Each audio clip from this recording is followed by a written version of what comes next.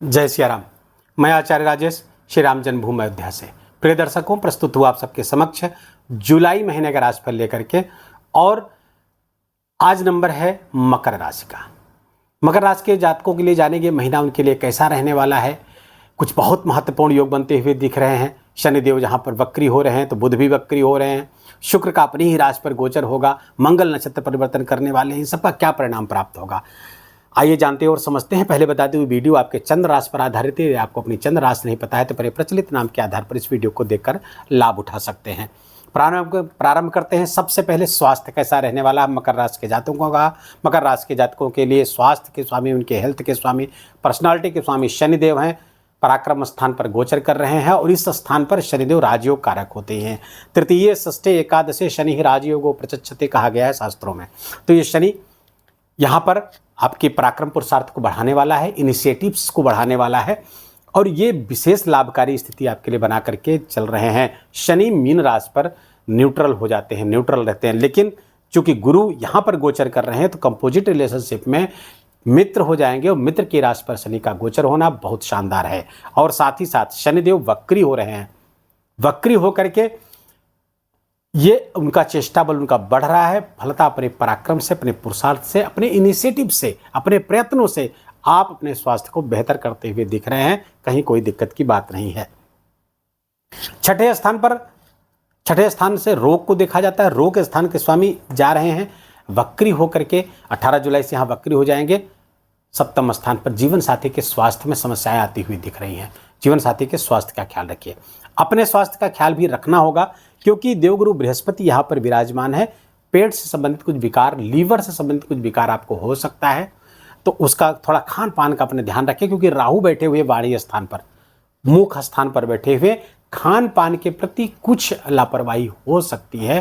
किसी प्रकार के एडिक्शन के शिकार हो सकते हैं, वो चाहे कोई नशा हो या फिर खाने पीने की किसी चीज़ों के प्रति आपका एडिक्शन हो जाए जिसके कारण आपके स्वास्थ्य प्रभावित हो सकता है। थोड़ा सा ध्यान रखने की आवश्यकता यहाँ पर होगी। बाकी कोई बड़ी बात होती हुई नहीं दिख रही। स्वास्थ्य ऑलमोस्ट आपका बहुत बेहतर रहने वाला है।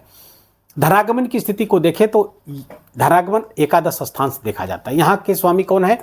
वृश्चिक राशि है तो मंगल है। मंगल कहाँ गोचर कर रहे हैं? अष्टम स्थान पर गोचर कर रहे हैं। इनकम के स्वामी अष्टम स्थान पर अधिमित्र की राशि पर बैठे हैं। सूर्य की राशि है ये, 5 नंबर है ना, तो सिंह राशि है। सिंह राशि मंगल के लिए मित्र राशि है और जब सूर्य ही बगल में गोचर कर रहे हैं तो ये अधिमित्र की राशि, कंपोजिट रिलेशनशिप में अधिमित्र की राशि हो जाएगी। तो अधिमित्र की राशि पे मंगल यहाँ पर अच्छे परिणाम देंगे। कुछ आकस्मिक लाभ आपको होता हुआ दिख रहा है। आपकी इनकम में कुछ आकस्मिक ग्रोथ होती हुई दिख रही है मकर राशि के जातकों के लिए, ये आप देखेंगे। और पिछले महीने से ये स्थिति बनती हुई दिख रही है। पिछले महीने जून में भी आपने देखा होगा कि इनकम में कुछ न कुछ बढ़ोतरी जरूर और कुछ आकस्मिक लाभ, जहाँ पे आपने बहुत मेहनत नहीं की है, जहाँ पे आपने कोई बहुत कुछ इन्वेस्टमेंट नहीं किया, वहाँ से भी लाभ आपको होता हुआ दिख रहा है। और साथ ही साथ अब ये धनागमन तो होता हुआ दिख रहा है, कुछ आकस्मिक लाभ भी होते हुए दिख रहे हैं। तो क्या रुकेगा कि नहीं रुकेगा, ये संचित होगा कि नहीं, तो यहाँ से देखेंगे। यहाँ पर कौन, यहाँ की राशि कौन है?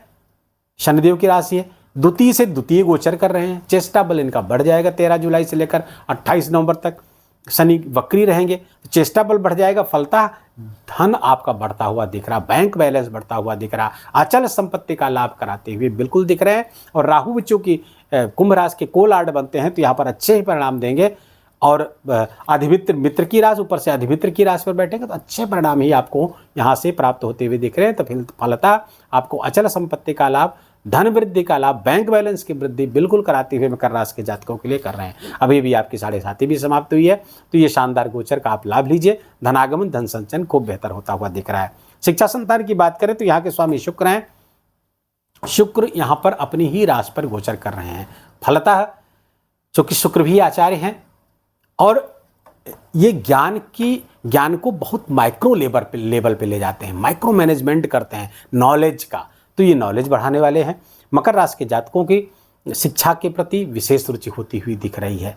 और चूंकि पंचम स्थान के स्वामी पंचम ही गोचर कर रहे हैं तो संतान प्राप्ति के भी योग बनाते हुए दिख रहे हैं। यद्यपि शुक्र यहाँ पर गोचर में कोई संतान के कारक नहीं बनते हैं, लेकिन चूंकि अपने ही राशि पर गोचर करेंगे तो कुछ संतान का लाभ भी कराते हुए दिख रहे हैं। जो लोग संतान प्राप्ति के लिए प्रयासरत हैं उनके लिए लाभकारी स्थिति यहाँ पर बनती हुई दिख रही है। और साथ ही साथ प्रेम के लिए बहुत अच्छा समय है। लव रिलेशनशिप में जो लोग हैं उनके लव रिलेशनशिप बढ़ता हुआ दिख रहा है। कोई पुराना व्यक्ति आपको वापस आके जा सकता है, अब वापस आ सकता है, आपके पास पुनः आ सकता है, पुनः आप रिलेशनशिप में उनके साथ जा सकते हैं।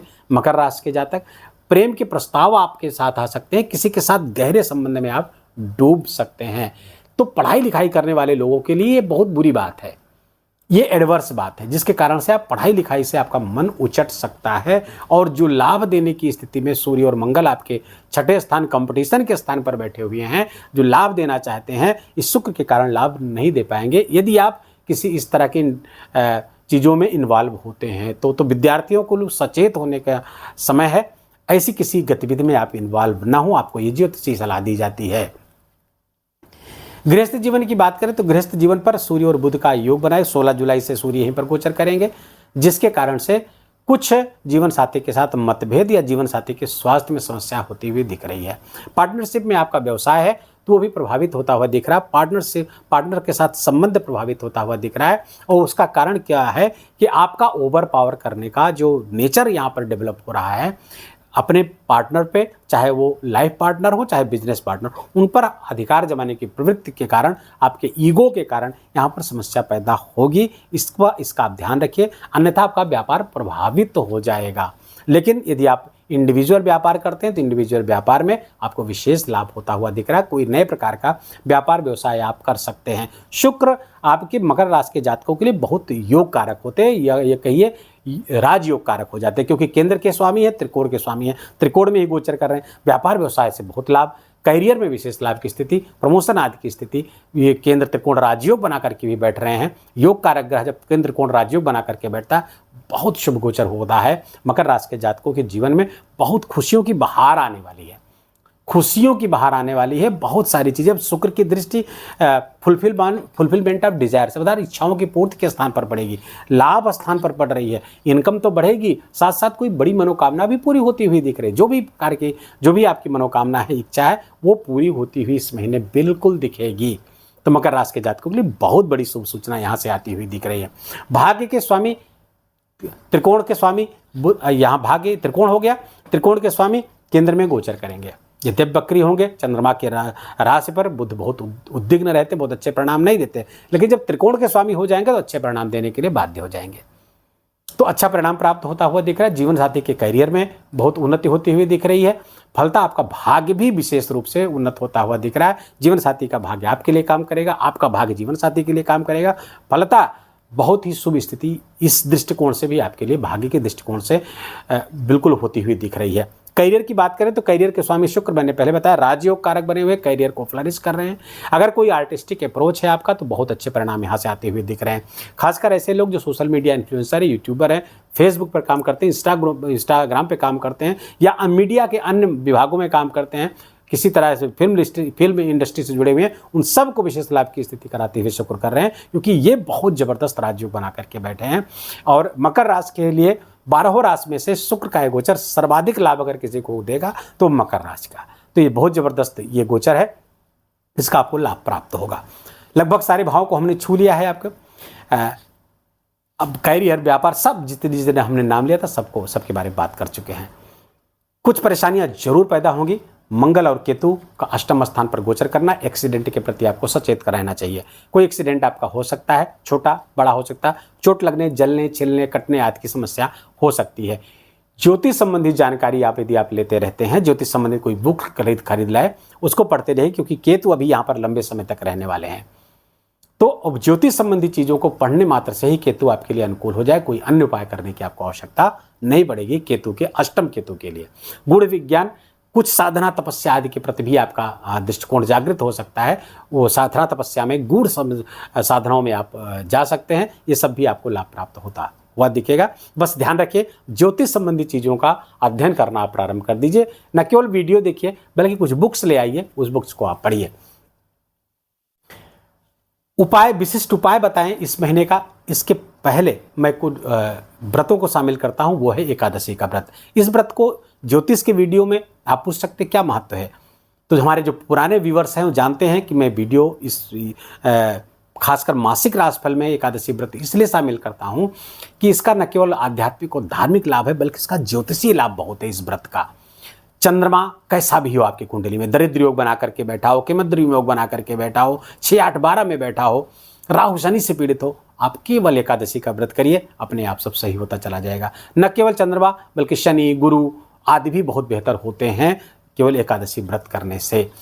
एकादशी व्रत, पहला व्रत जो 2 महीने में 2 एकादशियाँ आती हैं, तो पहली एकादशी आ रही 6 जुलाई को, देवशयनी एकादशी है। इस दिन भगवान विष्णु योग निद्रा में चले जाते हैं, 4 महीने सारे मांगलिक कार्य बंद हो जाते हैं। इसके बाद जब देवोत्थान एकादशी आएगी, उसके बाद पुनः मांगलिक कार्य प्रारंभ होंगे।